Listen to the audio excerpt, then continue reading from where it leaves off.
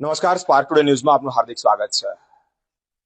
ઠંડી હોય, ગરમી હોય, તાપ હોય, તડકો હોય કે પછી ધોધમાર વરસાદ હોય, મારું વડોદરા એ સ્વચ્છ વડોદરા એ વિરુદ્ધ એ સફાઈ કર્મચારીઓના લીધે આપણને મળ્યું છે।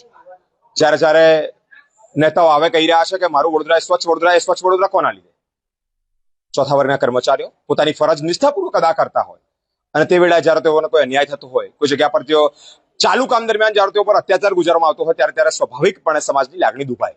વોર્ડ નંબર 4માં એક કર્મચારી કે જે પોતાની ફરજ નિષ્ઠાપૂર્વક અદા કરતા હતા અને ત્યાંના એક વેપારી દ્વારા તેઓને ગાળ બોલવામાં આવી, ગાળ બોલ્યા બાદ ધમકી પણ આપવામાં આવી તેવી પણ તેઓ દ્વારા માહિતી સામે આવી છે। સમગ્ર મામલો પહોંચ્યો છે બાપોદ પોલીસ સ્ટેશન। સમાજના આગેવાનો પણ અમારી સાથે જોડાયા છે। કયા પ્રકારની મેટર છે તેઓના જે ફેમિલી મેમ્બર છે તેઓ પણ અમારી સાથે જોડાયા છે। સમગ્ર જાણવું છે આ બાબત કઈ રીતે થઈ છે, બાપોદ પોલીસ સ્ટેશન આવ્યા પછી કયા પ્રકારની માહિતી છે, અત્યારે સમાજના કાર્યકર્તા સામાજિક આગેવાન જોડાયા છે। શું કહેવા માંગો છો? કઈ મેટર હતી, શું હતું? મેટર એવી હતી કે સફાઈ કામ તરીકે બેન ત્યાં કામ કરવા ગયા હતા। પછી એમાં થોડી બોલાચાલી એમની સાથે કઈ કચ્છા બાબતમાં થઈ તો સામેના જે બાપા સીતારામ પટેલ છે કોઈ એને એમની સાથે કઈ દુર્વ્યવહાર કેવું ગમે તે વર્તન કર્યું અને લારી પર ધક્કો માર્યો। પછી અમના લોકોને જાણ કરી, અમે કમલેશભાઈ અમારી ટીમ અમારા બધા લોકો આવ્યા ગયા, ઓર ઓફિસના અને સિનિયર ઇન્સ્પેક્ટરને સાથે રાખી અહીંયા બાપર પોલીસ સ્ટેશનમાં ફરિયાદ કરવા માટે અમે આવ્યા છે।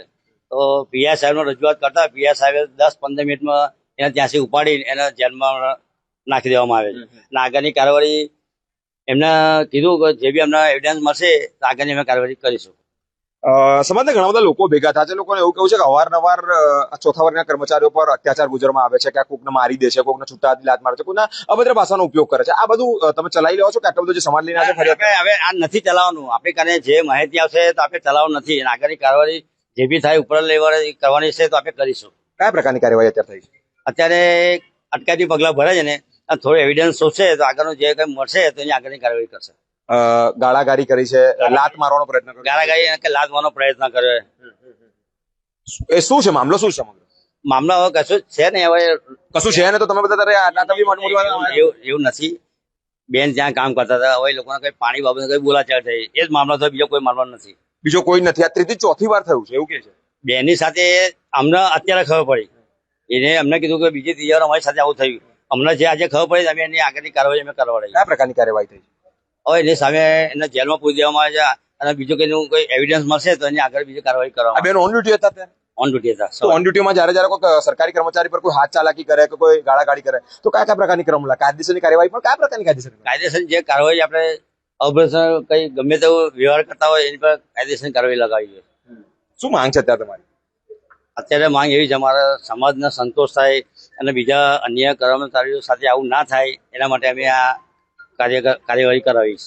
અત્યારે તમે કોને મળીને ઉપર? પીઆઈ સાહેબ આપણે લાડોન સાહેબ। હા, શું વાત થઈ એમની સાથે?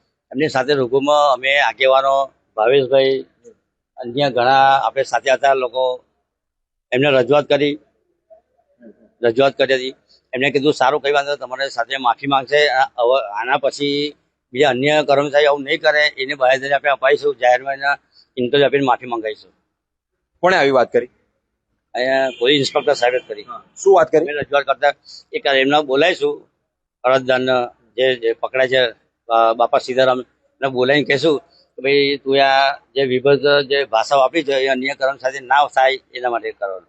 ઓકે, જે મહિલા સાથે આ દુર્વ્યવહાર થયો છે તેઓના ફેમિલી વાળા પણ અહીંયા છે, સમાજના લોકો અત્યારે ઉપસ્થિત થયા છે। પીઆઈને રજૂઆત કરીને કહ્યું કે ઓન ડ્યુટી હોય જ્યારે કોઈ સરકારી કર્મચારી પોતાની ફરજ પર હોય અને પણ નિષ્ઠાપૂર્વક અદા કરતો હોય અને એની સાથે જ્યારે આવું અભદ્ર વર્તન થતું હોય ત્યારે એ અયોગ્ય વર્તન છે, ક્યાંક કાયદેસરની કાર્યવાહી થવી જોઈએ તેવી પણ સમાજના લોકો હાલ અત્યારે રોષે ભરાયા છે, ઉગ્ર છે।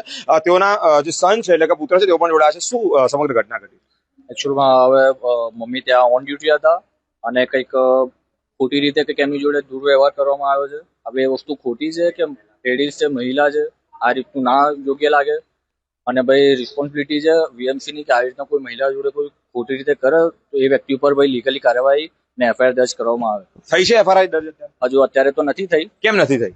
હવે અત્યારે તો નથી થઈ, પણ તમે પહેલા એવું કહેતા હતા કે થવી જોઈએ અને પછી અંદર ગયા પછી તમે એવું કીધું કે થશે એવું પછી કરીને કરીને છોડી દીધું, શું મામલો? એકચ્યુઅલમાં પોલીસ અત્યારે કાર્યવાહી કરી રહી છે। જે ત્યાં એરિયામાં જે આ દુર્ઘટના ઘટી છે ત્યાં હજુ સીસીટીવી હજુ ચેક કરવામાં આવશે। સીસીટીવી ચેક કર્યા પછી શું લીગલી એક્શન લેશે પોલીસ એના પછી અમે એની અંદર સહમતિ આપી। અત્યારે ઉપર તમે કોઈને મળવા ગયા હતા? પીઆઈ સાહેબને મળવા। શું કીધું પીઆઈ? પીએફ સાહેબ એવું કહે છે કે અમે લોકો ત્યાં સીસીટીવી ત્યાં ચેક કરીશું, જે કંઈક છે કદાચ એ વ્યક્તિ કંઈક ફિઝિકલી કે એમને કંઈક ટચ કર્યું હશે કે કંઈક તમારા મમ્મી એવું બોલ્યા જાહેરમાં કેમેરામાં કે લાફો મારવાનો પ્રયત્ન કર્યો. પ્રયત્ન કર્યો છે મમ્મીને, અને એમની લારીમાં લાત મારી છે. એટલે ટૂંકમાં પ્રોબ્લેમ એ છે કે આવી રીતનું ના યોગ્ય લાગે. ભાઈ લારી છે, અમારી રોજીરોટી છે, આવી રીતનું ના યોગ્ય લાગે એમને કરવાનું. અમારી તો માંગ એ જ છે કે ભાઈ પોલીસ એની પર લીગલી કાર્યવાહી કરે ને એને ભાઈ સજા કરે. કેટલી વાર થયું તમારી મમ્મી સાથે? મમ્મી એવું કહે રહ્યા છે કે આ લગભગ બીજી વાર એમની જોડે આવું થયું છે આવી રીતનું.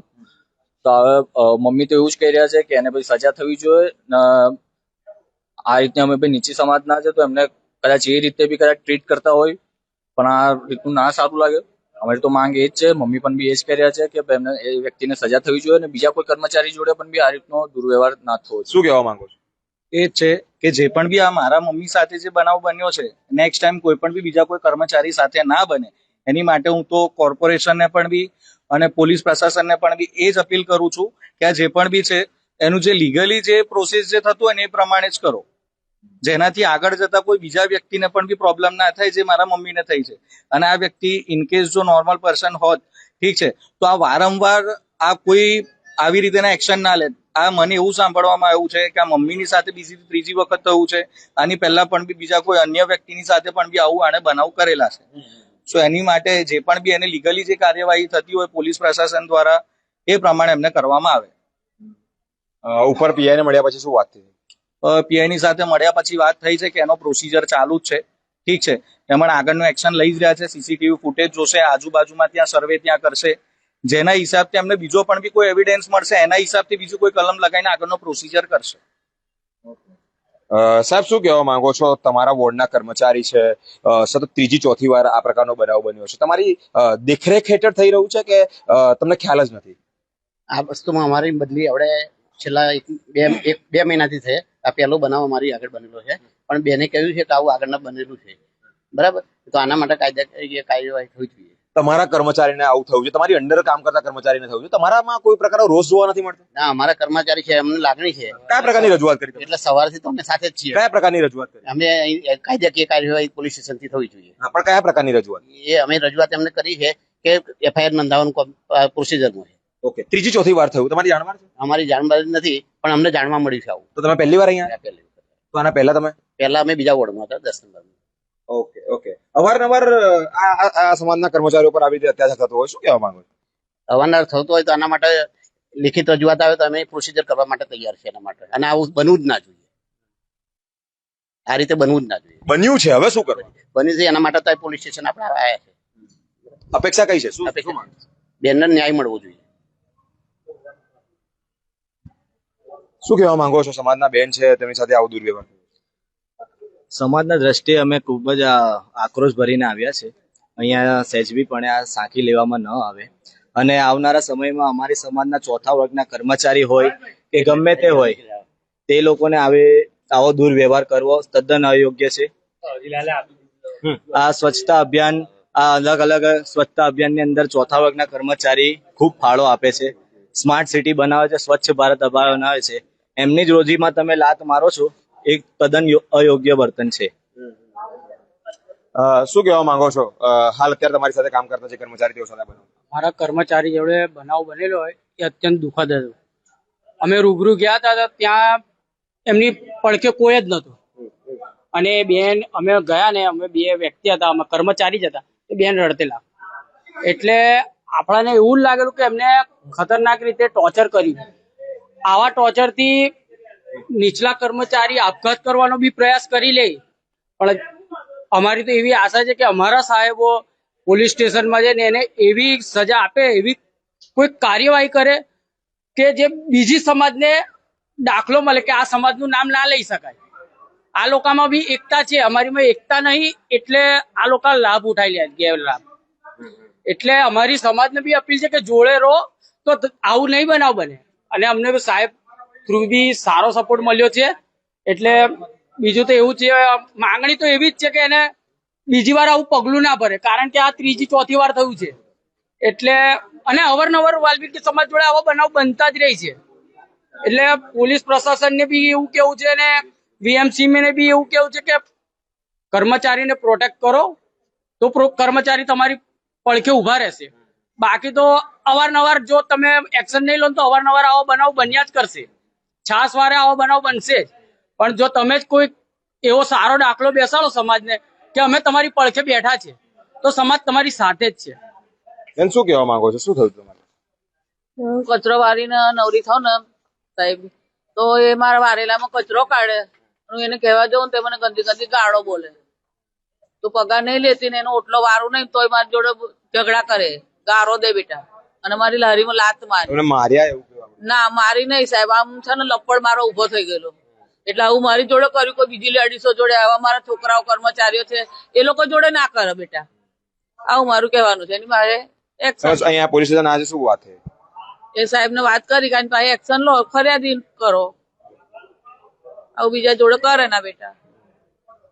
અવારનવાર આ પ્રમાણેના અત્યાચારો થતા હોય તે અંતર્ગત સમાજના લોકો મોટી સંખ્યામાં ઉપસ્થિત રહ્યા છે. 50 થી 60 જેટલા લોકો છે. હજી આગામી સમયમાં જો આવતીકાલે માફી નહીં માંગે તો વધુમાં વધુ ઉગ્ર થશે અને વધુમાં વધુ તે લોકો કાયદેસરની કાર્યવાહી હાથ ધરે તેવી પણ તેઓની અપેક્ષા છે. સમાજના ઘણા બધા જે લોકો છે તે પોલીસ સ્ટેશનમાં આવી અને સાહેબને મળ્યા છે અને વાતચીત કરી છે કે આ સંદર્ભે ખુલાસો થવો જોઈએ. આ સંદર્ભે જે પણ વ્યક્તિ છે, જે ઈસમ દ્વારા આ પ્રમાણનું કૃત્ય કરવામાં આવ્યું છે, દુર્વ્યવહાર કરવામાં આવ્યો છે, તેઓ સાથે કાયદેસરની કાર્યવાહી થવી જોઈએ. તેઓ પણ તેવી માંગ છે. અલગ અલગ જગ્યા પર વડોદરા શહેરને સ્વચ્છ રાખવામાં આ લોકોનો સી ફાળો હોય કે તાપ, તડકો, ઠંડી, ગરમી, ચોમાસું હોય ટાઈમે ક્યાંક ને ક્યાંક પોતાની ફરજ નિષ્ઠાપૂર્વક અદા કરતા હોય, તેઓ સાથે જયારે અન્યાય થતો હોય, તેઓ સાથે આ પ્રકારે અત્યાચાર થતો હોય તો સ્પષ્ટપણે એ છબી ક્રિએટ થઈ રહી છે કે વડોદરા મારું સ્વચ્છ છે, એ આ લોકોને લીધે સ્વચ્છ છે. જો આ લોકો સફાઈ ન કરતા હોય તો આવતીકાલે વડોદરા માં સ્વચ્છતા ન જળવાય. અને તે સંદર્ભે જયારે આવી રીતે અત્યાચાર ગુજરવામાં આવ્યો, સમગ્ર જે સમાજના લોકો છે, જે પીડિત બેન છે, તેઓ પણ અત્યારે આવ્યા છે અને જે આગળની રજૂઆત છે, એટલે કે જે ઈસમ છે તેઓ પર કાયદેસરની કાર્યવાહી થવી જોઈએ તેવી પણ માંગ છે. અલગ અલગ જગ્યા પરની ઘટનાઓ, આ તમામ અપડેટ આપ સુધી પહોંચાડતા છું. આ તમામ અપડેટ જોવા માટે અમારી સાથે સ્પાર્ક ટુડે ન્યૂઝ પર જોડાયેલા રહો. કેમેરામેન ઉત્તમ સાથે હું Biren, spark today news Vadodara.